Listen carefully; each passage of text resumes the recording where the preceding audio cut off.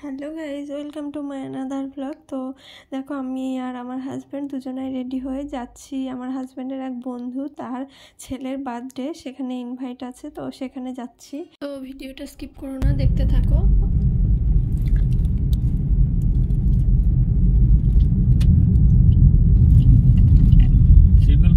হ্যাঁ, তো দেখো, দেখতে দেখতে পৌঁছেও গেছি। এইখানে যার বার্থডে তার নাম হচ্ছে আদ্রিতের শুভ জন্মদিন।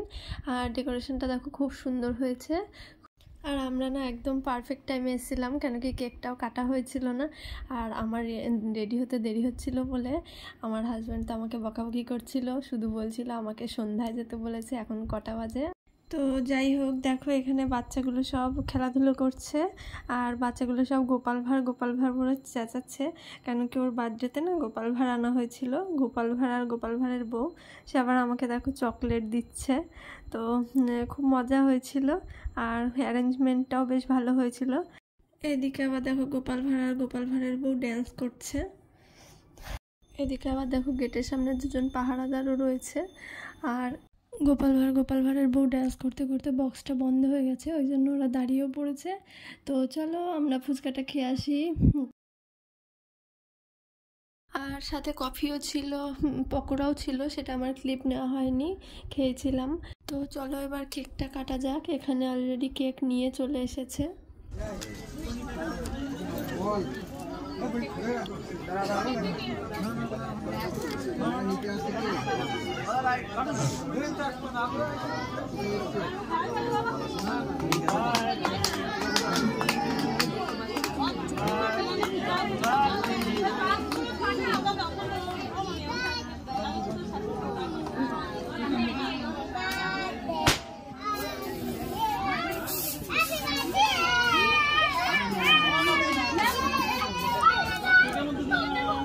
আর ওই যে আদ্রিতের মাকে দেখছো না, আদ্রিতের মা কিন্তু আমার হাজব্যান্ডের স্টুডেন্ট। আমার হাজব্যান্ড একসময় কম্পিউটার শেখাতো, তো ওর মাও আমার হাজব্যান্ডের কাছেই শিখেছিল। আর এদিকে দেখো, আদ্রিত ওর বাবাকে কেকটা খাইয়ে দিয়ে ও নিজেই গালে মেখে নিল।